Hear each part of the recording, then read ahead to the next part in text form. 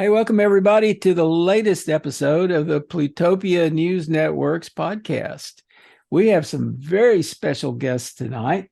Uh, our friend Carl Stone, who is one of the pioneers of live computer music. He's been hailed by the Village Voice as the king of sampling and one of the best composers living in the USA today, to the extent that he lives in the USA, because he lives some in Japan, some in the USA. Anyway, he's been using computers in live performance since 1986, and we are going to hear some stuff tonight or today. And leading the conversation with Carl is the great Eric Theise, who is a software engineer, but he's also an artist and improviser. And I will say I love these guys, and I'm extremely happy to see you here tonight. We're happy to be here too. Happy to be here, John. Nice to meet you, Scoop. Yeah. So, Carl, there you go.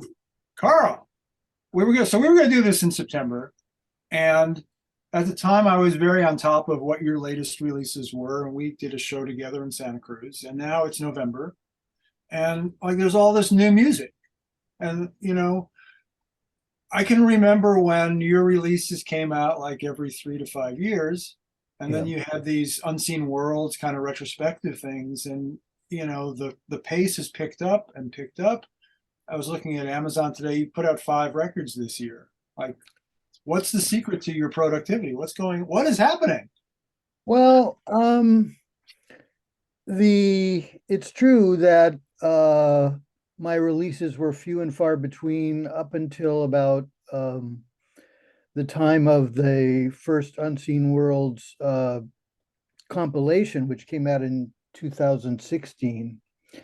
And I guess, well, part of it was just that release was quite well received. Got a lot of press attention, was experimental album of the year with the Wire, which is a big music magazine, and got a lot of other attention. So in a sense, I felt sort of encouraged to go on. I mean, we did a follow-up release to that. The first release was music that I had created in the 70s and 80s.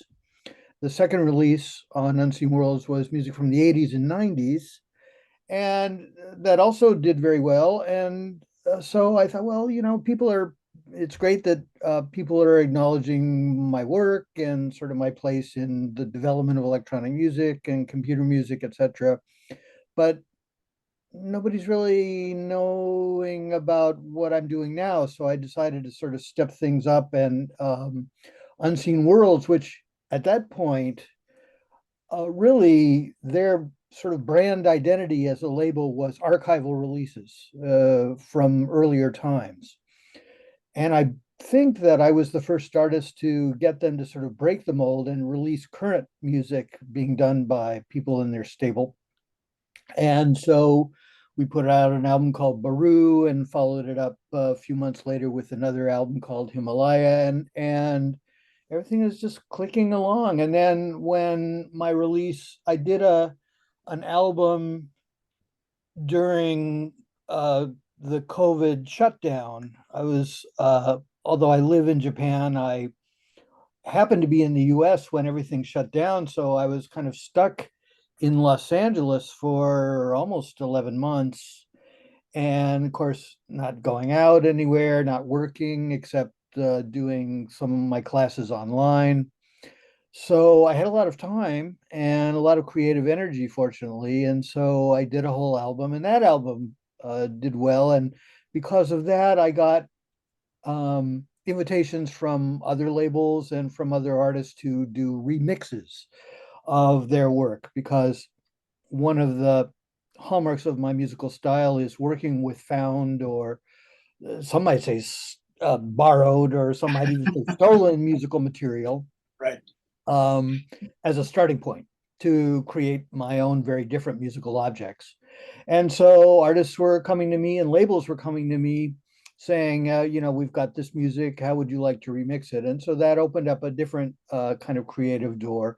And that's sort of 50% of what has been going on this year. Eric, when you mentioned 5 albums, a couple of them are um, remix projects. There's a hip hop group called Clipping that asked me to remix their tracks, and there's a jazz label in Finland that asked me to remix 10 albums from their catalog. And that plus things that I did on my own make for a fairly productive year. Yeah, seems like it. I was going to ask you. So, is We Jazz the project you're talking about in Finland? Yeah, We Jazz is it's, as you might guess from the name of the label, it's a jazz label, and it is based in Finland. And And is there a volume one? there's a volume one by a different artist, Oh, I Finnish see. Okay. artist, that artist remixed albums 1 through 10 in their catalog, and I got 11 through 20. I see. Oh, And interesting. they Okay. gave me carte blanche. I didn't have to take material from all of the albums, and I could choose freely from which of the albums I wanted and which tracks and which artists, and I just complete freedom, which was very nice also. Yeah, and the copyright is theirs, so those issues Yeah, didn't yeah. surface. Yeah, which is No, great. no, there was no chance of them coming after me like some of the more famous pop artists who I've deigned to remix, might someday. Yeah.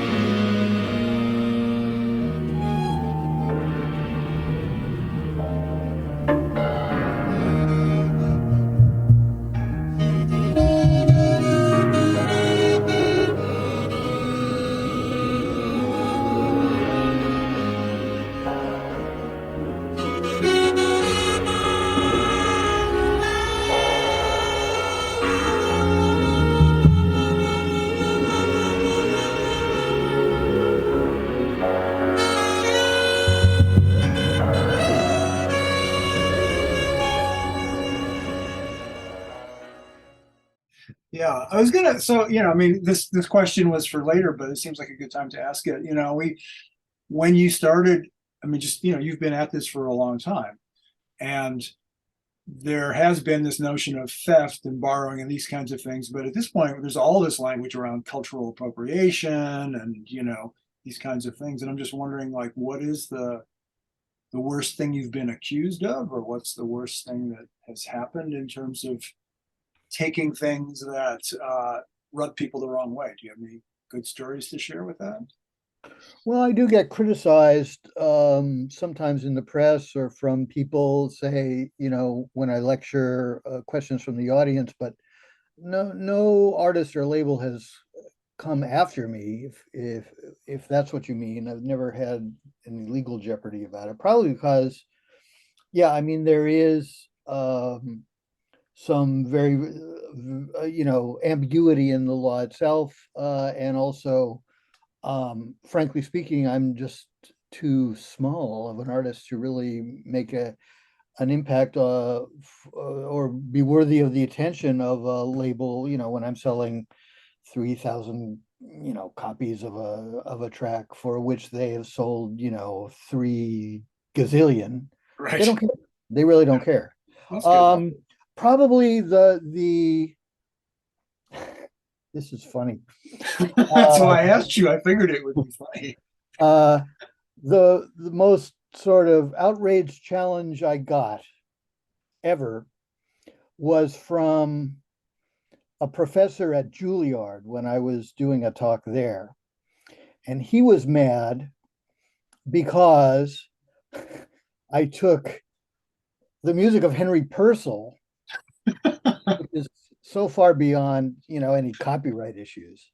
I took the music of Henry Purcell and I did, a set of variations on it. And, it was a performance of Henry Purcell on the harpsichord, played by Igor Kipnis.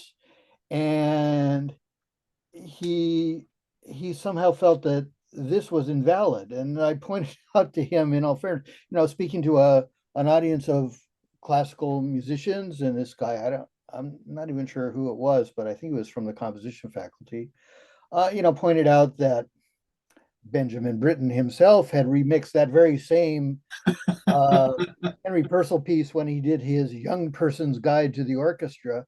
And that's not even to mention, the times that Bach took German folk tunes and turned them into chorales, which he used in his cantatas, and then Brahms remixed Bach, and then Alban Berg or Webern remixed Brahms, I guess it was, and so on and so forth. I mean, the tradition, it goes back centuries. It's just that now it's being done sort of in the digital domain and not with guys with pens on paper. Right. Great. That's great. On the, I'll just touch on this briefly, but the remixing of classical work. I mean, one of my favorite pieces of yours is the one that remixes Pictures at an Exhibition. And it seems like it seemed to me a Stolen Car, your album Stolen Car, kind of went back and revisited a lot of earlier ideas. And so there's a piece on there called Rinka that seems to kind of have that same impulse. At least my notes from September said that there was this kind of it reminded me of that piece.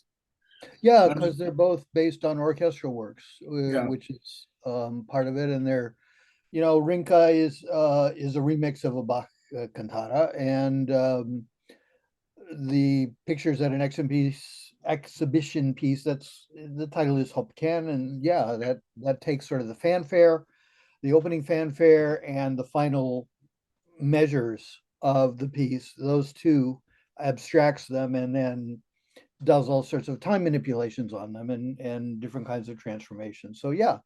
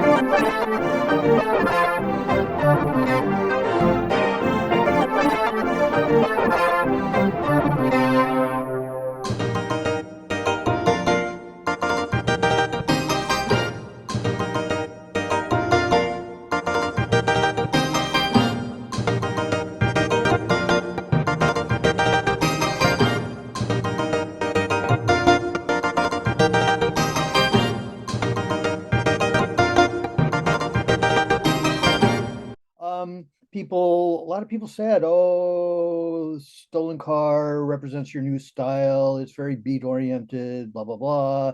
And I mean, it's true that the material I was working with, say, contained, excuse me, uh, contained, drum machines and actual four on the floor beats, but they're both very, very rhythmical. The stuff Hopcan is indeed very rhythmical, and Hopcan would, in fact, fit, I think, even though it was done literally 30 plus years before anything in Stolen Car, could have fit into that album, I think. Yeah, good. Okay, that was my feeling. I thought Stolen Car was great. I mean, Thanks. Gallstones is great. I mean, it's all great, but that one was really. It felt like I was visiting old friends in new costumes or something. Yeah, thank you. Yeah.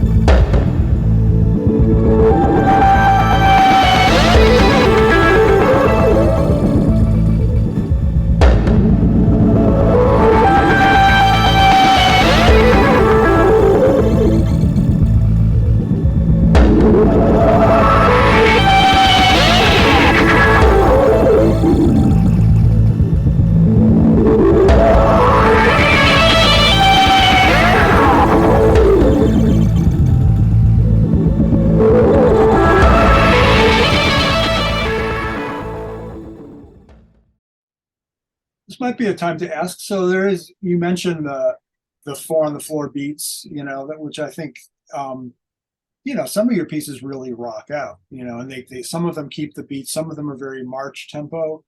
Mhm. And then as the piece evolves, the beat gets kind of shuffled up and confused a bit. But I wonder, it's interesting to me that you can do those things and sometimes in a like 4-minute piece. And then there are these very long drone pieces that either take up a whole CD or, the performance that we did in Santa Cruz was really quite, I wouldn't call it ambient, but there were definitely no beats to it. It was just these clouds Yeah. of sounds. And so I wonder, Yeah. do you put on a different cap when you compose that way, or do you see it all as the same? I mean, do you distinguish between those kinds of outputs?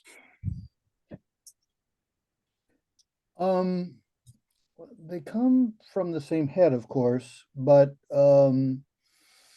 they they obviously sort of set the listener's time scale in different ways. And I don't know, it's the many moods of Carl Stone. I just I think it's not unfair to broadly categorize my pieces into both of those, but of course there's more segmentation Gradations, of course. and more nuance. But I don't know. I mean, part of it is like I do, although I mean, I don't know how to say exactly. It's very often comes from the material itself, which will suggest something to me. I mean, a lot of times a piece that I'll work on will come Well, either from exploring a process or from the material itself, which will suggest some method of processing. And those seem to recently fall into these kind of two broad categories. There's some music that I think, well, what would happen if I really slowed it down and got into sort of the molecular uh, composition of, this sample, what's going on in the sample by stretching it, and then it does become like a drone. If you slow something down, anything down slow enough, it will become a kind of slowly evolving drone. And so there's a lot of sonic interest inside of those moments. And so try to explore that, or something where it's already rhythmical and you want to sort of play with that and create almost a kind of hallucinatory experience by shuffling things around, so that there's on the surface you can see um, a piece which may have a semblance of normality, but once you actually start listening, it becomes very strange. Um, those seem to be kind of the two directions that I'm going with. Although, and I do it kind of in parallel, and it really is suggested, I think, by the musical material that attracts me. Yeah, I mean, that was interesting about the concert in Santa Cruz, was that the first set was more beat heavy, Yeah, shorter pieces, louder, yeah. whereas the second set was quieter and Well, much more I slowly mean, evolving.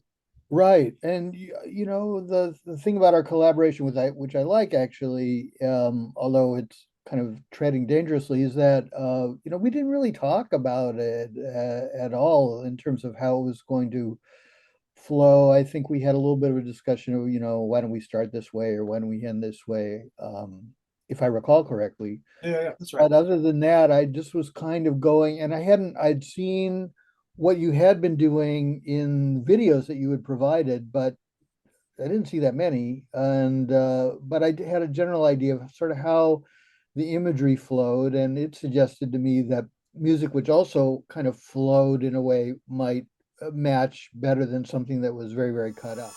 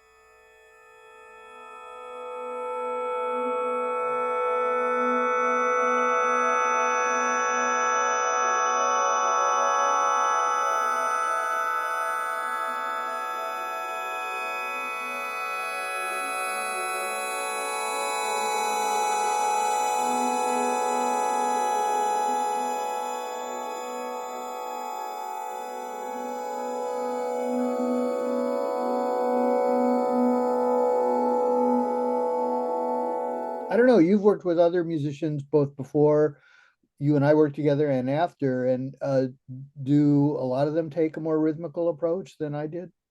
Well, it's an interesting question, I guess, and I'll just back up and say for people who are tuning in and don't know, this year I've been doing essentially projecting digital maps based on crowdsourced data and manipulating their colors and movement and rotation and zoom and these various parameters with an iPad in real time. So I treat it as an instrument. And I've done 10 of these now.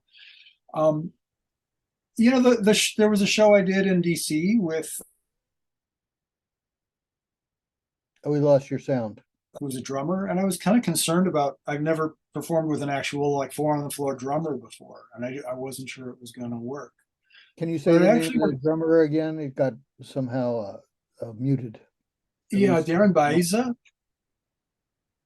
Darren, maybe it's Darren Baiza. I don't know. He's a young guy from Texas who's living in Baltimore now. And he was just very straight ahead drumming, but it added this energy, and it actually kind of worked. So I wouldn't have expected that level of percussion would work, but it actually worked quite well. We had a lot of fun, and actually that was the one that, like, we cut it off at 60 minutes because we said we were going to, but I think it could have gone on longer. 60 minutes of continuous drumming sounds hard. Well, drumming, and then Jim Ryan is a guy who plays saxophone and a variety of small percussion instruments. So there was other musical things happening too that were more. I mean, it was a very jazzy set, but it was still this kind of, I don't know. It was an interesting thing. So, but yeah, most of them tend to be flowy. I don't want to dwell on this, but I did a performance last weekend with a woman who builds her own instruments, and she has a set of 3 glass cylinders filled with water that are connected by hoses, and she can raise and lower them and change the pitch. And she dips her hand in and does the rim and does all sorts of sound, taps them. And her approach, she was like, we're going to do this like Cage Cunningham. You're going to do your thing. I'm going to do my thing. Yeah. When it comes together, the audience will know it. But as it turned out, her music was so evocative to me that I actually followed her very closely. And you broke the rule. I broke the rule, but that's what rules are for, right? I think it was a lovely performance. So I don't know. What was the name of the artist? Her name is Chris Bobrowski. Where is she based? There's one excerpt up on my Vimeo thing now, and there'll be another one after my quota resets tonight. So okay, if you want. Where is she based? I think she's on the faculty at the college in San Mateo, and she lives in the East Bay. I see. Sounds interesting. We did a show at there's a new series, that's the Mosswood series that Matt Ingalls runs. Yeah, we performed there. Cool. Which was good. Yeah, it was really good. I want to ask you about a third, even maybe a third branch of your music, which I think we talked about when I saw you last, which was Kamiya Bar and the kind of music concrete and real, like, literal field recordings that you work with. Yeah. Are you coming back to that at all, or was that a one-time project? No, in fact, Kamiya Bar was done when I was visiting Tokyo. I mean, I lived in Tokyo for 6 months back in the 80s, and I did a lot of recordings then. And Kamiya Bar is a sort of a sonic portrait of Tokyo in the 80s. All the material was recorded at that time. And now I live in Tokyo, and I've been here for 20 years, and I've been making recordings and have stepped up my recording activities in the past few months, because I'm sort of planning a Kamiya Bar 2.0 for next year, kind of a long piece using, once again, sounds recorded in Tokyo, urban sounds for the most part. So I'm definitely, have this in my mind.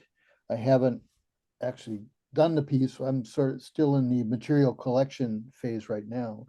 And it's great because, I mean, the recordings that I made in the 80s, 88, 89, done with, it was a portable digital recorder made by Sony, recorded on the medium of DAT, D-A-T. It's now a defunct medium.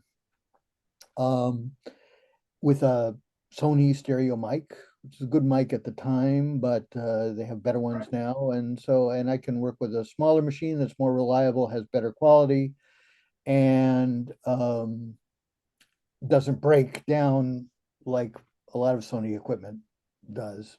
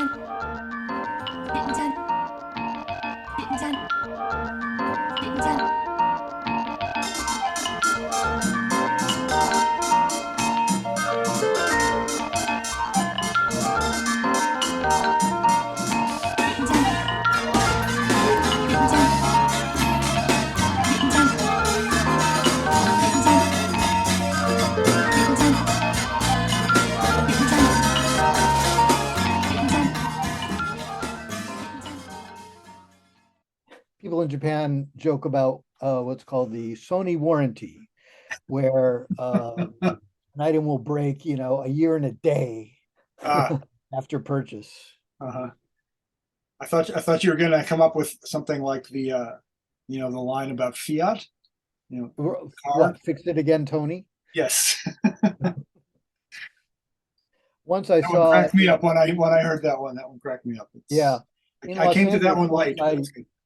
when I was in LA, this was a while ago, but nonetheless, there was a guy driving down the street in a Fiat, and he had a huge banner on the side of his car, like huge, went from like bumper to bumper, uh, saying, "Lemon, lemon, don't buy a Fiat." Awesome. All right. Great. By the way, John, the sponsor for this broadcast, it's not an auto company, is it? If you find us a sponsor, we will be in your debt. All right. Well, maybe, I don't know. Don't try Fiat first. Line Yeah, up Sony but- for us. We could use a Sony. It's a Sony. Okay. Anyway, so yeah, I mean that's the answer to your question is yes, I'm still very interested in field recording and appropriating recorded materials for musical use. Cool. Yeah, because I that's one of my favorite recordings of yours, but it does stand out. It's different than the others. Yeah. Maybe related to that, but a change from music to your photography.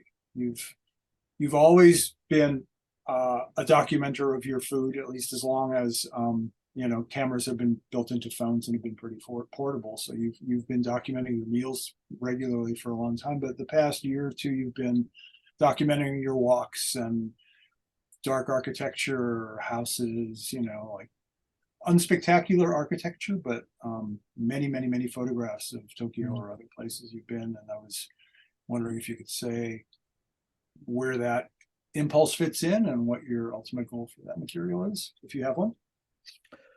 Well, I just very organic. I consider myself a total dilettante when it comes to photography. I'm not trained at all. I don't really pay attention to the details in photographing, like what ISO I'm using or exposure time or anything like that. I simply walk around with a camera, and I've started. I mean, food is easy because you eat at least 3 times a day, and in my case, often more. Um, so that's no problem. But when COVID happened, I got into, just to sort of keep moving, I got into the habit of walking around Los Angeles in the early morning hours. Right. And then once I was able to return to Tokyo, I began walking around at night. Right. Right. Was walking around the city, in any part of the city, day or night, after midnight, 3 in the morning. There's no security or safety concerns. It's wonderful that way. Even the quietest of streets, in even what would be considered by Japanese standards to be a kind of dodgy neighborhood, is still completely safe. And well, there you go. The By the way, is this going to be a video cast, or is this just an audio broadcast? You can cut this out in this question if you want. Are people going to actually see these images, or are you just John just putting them up for? We're doing both. Yeah, we're on both Facebook and YouTube. Oh, okay. So yes. And Fiat TV. Oh gee, I should have worn a better shirt. I forgot my necktie. My nice gargoyle. It's okay. I'm in my pajamas. Yeah, okay. Mom. Yeah, I mean, just walking around late at night, especially during COVID, there were very few people out on the streets. So these just became kind of entranced. It was almost like a meditation, and I became entranced with these lonely streets, devoid of people, sometimes dimly lit, or with, the focus on a window or a sign, and just began documenting them. And for all the things I put up on Instagram or Twitter, I've got, at least 10 times as many just in my personal database. And they actually I'm sort of thinking that they may provide interesting fodder for the piece that I mentioned, which is kind of a Kamiya 2.0, for want of a better term. If it had a visual component, say in live performance, some video, could be based on some of those photographs. I think that might be nice. Well, I enjoy seeing them, and it just seems like a new direction, or a new, But COVID did funny things to people.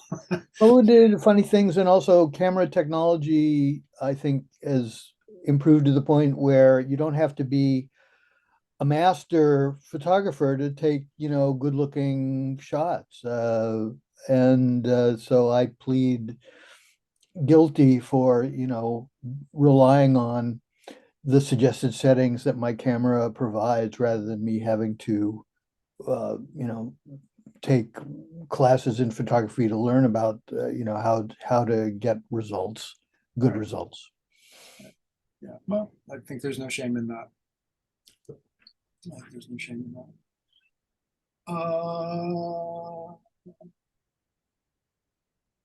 Speaking of technology, I'm really sad about this. When we first met face to face, we ended up doing a show at the San Francisco Cinematheque, where I showed films that sort of worked with some of your, like, sampling and repetition impulses, and then you perform pieces. And I still have your press kit from those days, but I can't find it today. Oh, James. But there's a photo of you, I think wearing sunglasses, but like sort of kneeling down, leaning over with two original Macintoshes, or very close to original Macintoshes, next to you. Does that ring a bell? Yes. Yeah, I think yeah. Did you go out on the road like that with two actual desktop Macintoshes in the day? No, I never toured with them, but I think there was, this is fuzzy for me. I think I did one tour where I asked them to provide an additional Mac, and I'm not sure why I did that. I had some kind of network happening through MIDI, basically using MIDI to send data from one to the other, and it was, back in those days, we're talking, this was Early 93, 2000s, 94. oh, okay. I'm thinking late 90s, early No, 2000s. no, I don't think so. I moved to San Francisco in 93, and we did All our right. project just a year or two after I moved Yeah, there. yeah. No, that's correct. Yeah. Yeah, That's so right. it would have been maybe 94, 95. Yep. Um, and those days, you couldn't really run two programs at the same time and have them Right. communicate with each other internally. So you had to kind of kludge things together using some kind of protocol, and MIDI was kind of the easiest one uh, for me at any rate, rather than some serial connection.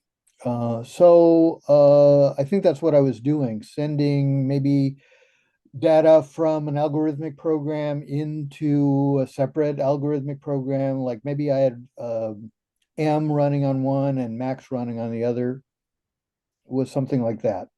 Hmm.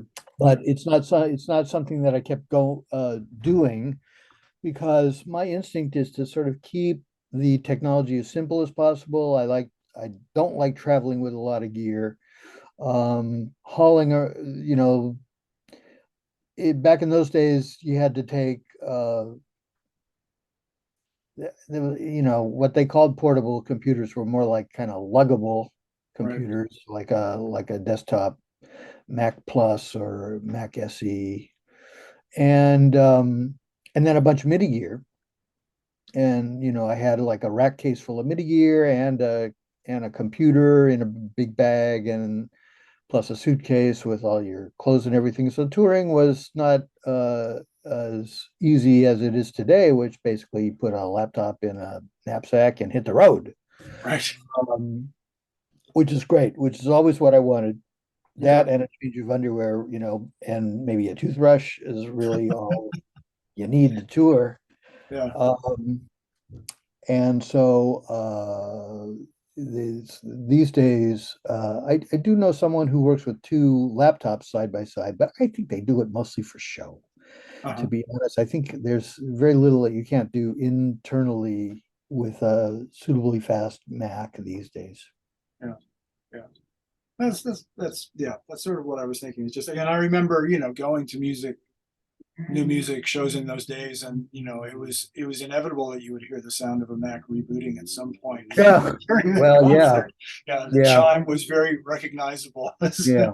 part of that landscape. And Yeah, it was. it was such a nightmare too, because if your program crashed, it would take down the whole machine. You had to reboot everything, and if you had a lot of extensions, it would take. That happened to me more than a few times, and Yeah, it was nightmarish, especially when you were up on stage. Or it was, right, it's right, right. terrible. Yeah, yeah. I mentioned this to you, but I'll mention it here too. I think it's interesting. I mean, as an early laptop performer, to see you in Santa Cruz, sort of getting up with your iPad and like moving around a little bit, shaking the thing, and like actually doing some embodied work, you might say, Mhm. as opposed to just sitting there and being a geek. I don't know. It's that interest. I mean, it interested me. I was surprised when you stood up. I was like, oh my God, what's he He's gonna leaving. do? He's furious. He's getting at it. Yeah, I mean, Well, actually, I'll add to that and just say that I don't know if that's the reason why. I've been thinking about this for a while, but I do want to start taking sensor information from my iPad and feeding it into the map stuff. So if I yeah, do this, the map, the pitch, and all those things map into something. yeah, So I yeah. think it's great to do that. I didn't do it in Oakland, but it was a large enough space that I actually thought about walking around the room and controlling Uh-huh. my maps as I walked around, because I could do it, and that was the first place that was large enough that it really made sense to try. So it's Yeah, interesting to if we not ever be. do another performance together, it would be fun if we both had our laptops and we were both standing either on stage or strolling through the audience, Yeah, laptop in hand together. Yeah, that would be cool. Yeah, we should do that. Anyway, but I mean, do you feel untethered in any way? Uh, well, yeah, I mean, it is sort of a nice feeling to not be trapped behind some strange sound just happened. It it is sort of nice to just not be sitting in front of a screen. I personally didn't really care that much. Uh, for me, in the way I listen to music and the way I listen in concerts, is the music is the most important thing. I don't, the theatrical component is really not the main part, and it's not a sporting event, and so I really didn't care if someone was actively like moving around or if they were just sitting, as long as the sounds that were coming out of the speakers were interesting. uh but that's just me, and I found out it was just me when I found that if some people crave like the artifacts of an actual performance. What are the artifacts in their mind in any event, which is to have some kind of action, and it might be like a performer's action might be associated with a sound immediately associatable, or in the case of with computers, it's not necessarily. I mean, you might press a button that'll instigate or initialize a process that might not become manifest in sound until seconds or even longer. Right. So you don't have that one-to-one necessarily, but I found that people just giving the audience what they want, in a sense that they do like to see performers stand. They do like to see a lot of gear and cables, which I'm sorry, I will probably never, ever again be able to provide. Right. Um, unless I were to do something like what Blue Cheer, the rock band, the sort of the proto heavy metal rock band from the 60s used to do, which is bring in, multiple stacks of Marshall amplifiers, of which only one was actually connected to the sound system. Yeah, everything else was just for show. Just for show. And The roadie full employment act. Yeah, right. So yeah, maybe I'll bring a bunch of gears and a lot of patch cords, because people really love seeing stuff patched. Yeah, these days especially. Oh my God. Yeah. So I do, and probably have not been successfully engaged by certain presenters because I don't provide enough of a show. I'm sure that has happened, but it is what it is. And I think as I am performing live, I am doing stuff. If people can at least see that I'm performing live and not just checking my email behind a computer screen, it's not a bad thing. But if they're actually sort of looking for grand gestures where like a guitarist will strum a guitar and you hear the guitar chord, that's not going to happen. There's an inherent disassociation between what I'm doing with my iPad and what the resultant sounds might be. Hey, I have to chime in and say that when I've watched you play, I found it pretty fascinating. Well, you're a geek, John. Well, I guess so. But you're pretty kinetic when you're playing. Well, Or were when I saw you. now. I mean, I'm trying to remember the last time you were there at a show of mine, and it's been a few years. You did a couple of shows here, yeah, a few years ago. Yeah, one of them was at Plutopia, in fact. Right. And since then, I think it's become even more so. As Eric points out, I'm using an external controller, not all the time, but some of the time. And that allows me to stand up and move around. And so it's even more kinetic than it was. Cool. Yeah. I mean, air guitar, we know what that is. Air laptop, we don't really. I've never heard anybody say that.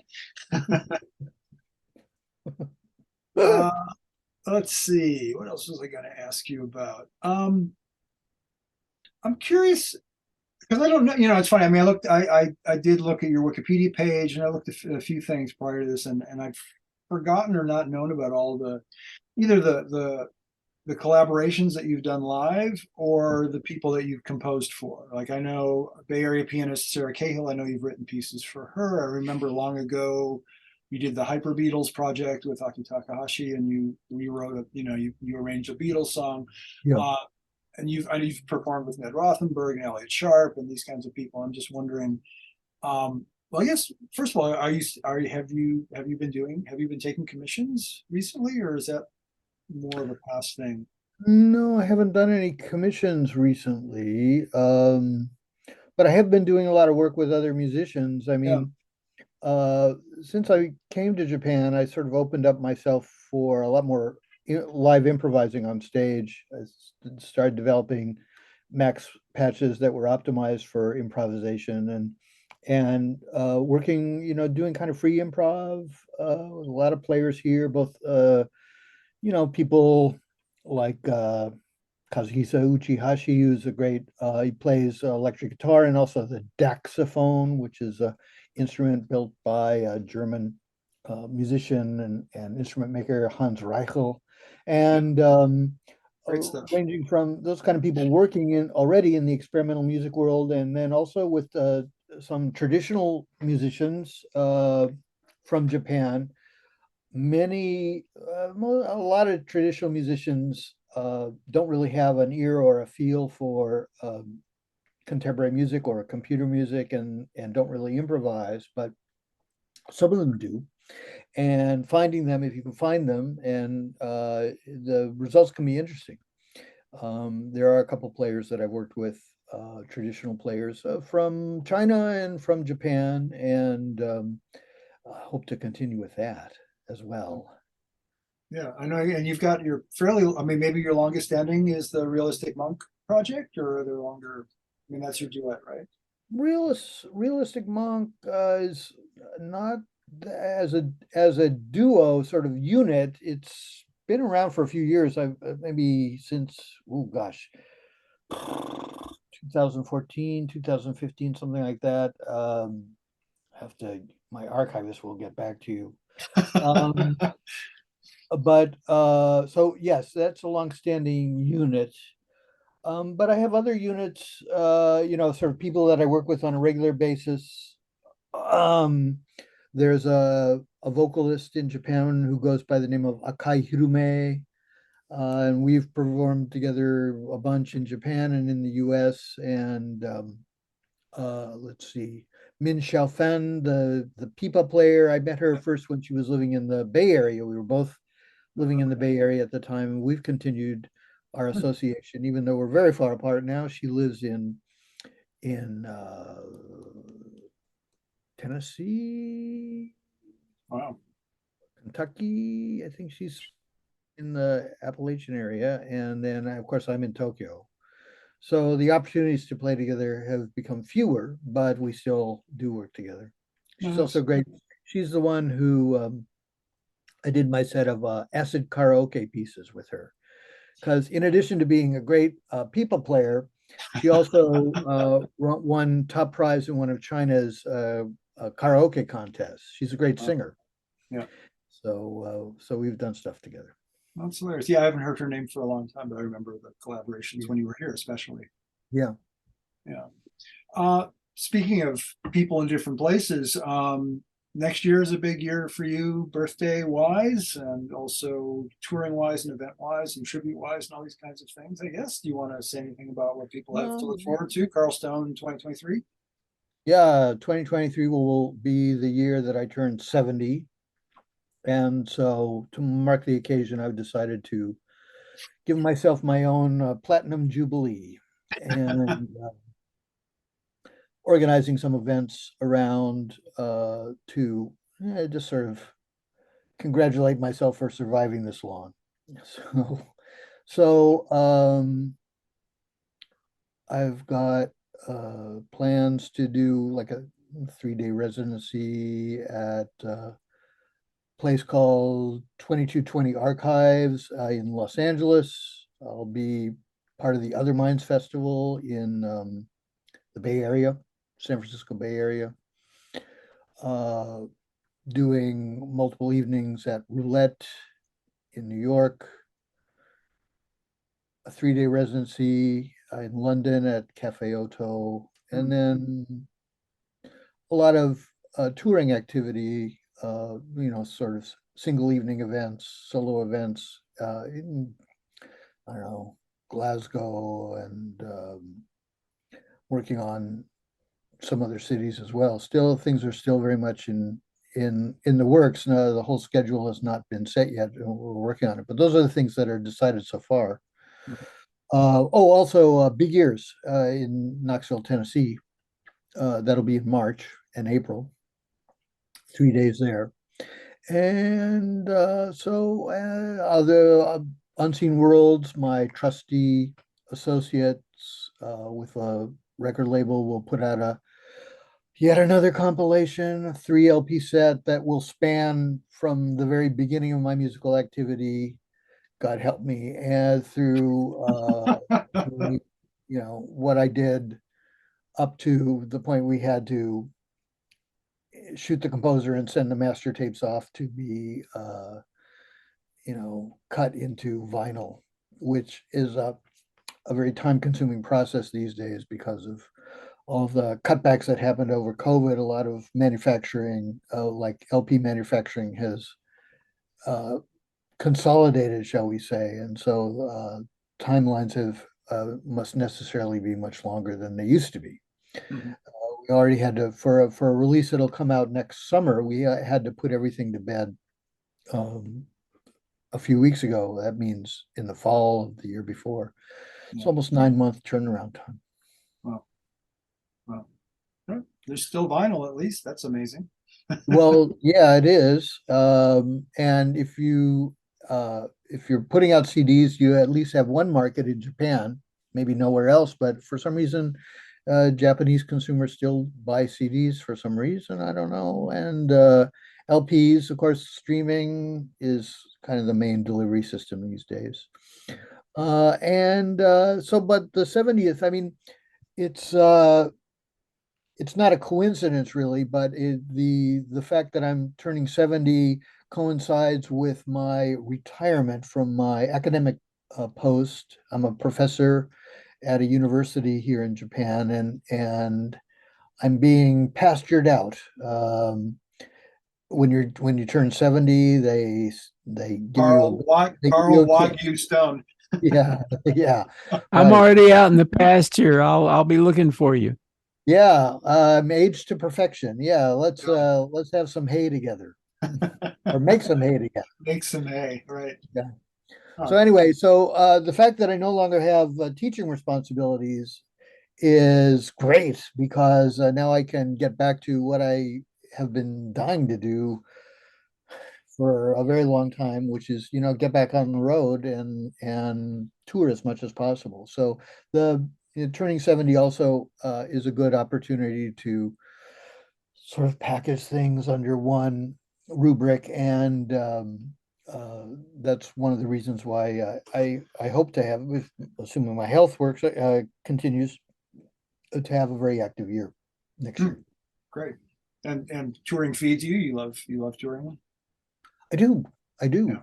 As I remember it. I mean, of course, as you get older, you become maybe less of a road warrior than in times past. But fortunately, when you get older, you can sort of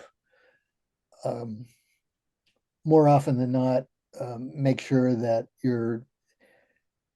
you may not be traveling first class, but you're no longer traveling worst class. I mean, you can sort of upgrade more frequently. Nice. Great. Huh. Okay. Well, it sounds like it's going to be a great year. Yeah, I'm looking forward to it. Yeah. Anything else you'd like to talk about? No, I don't have anything particular. It's really nice talking with you, and I really enjoyed the chance we had to work together back in September 2022, and hope we'll have a chance to do it again sometime. Thank you so much. Thank you. Thanks, gentlemen. Thanks, Eric. Sure thing. You can stay in touch with Plutopia at plutopia.io. On Facebook, look for @Plutopia News. On Twitter, it's @Plutopia. This is the Plutopia News Network, 20 minutes into the future.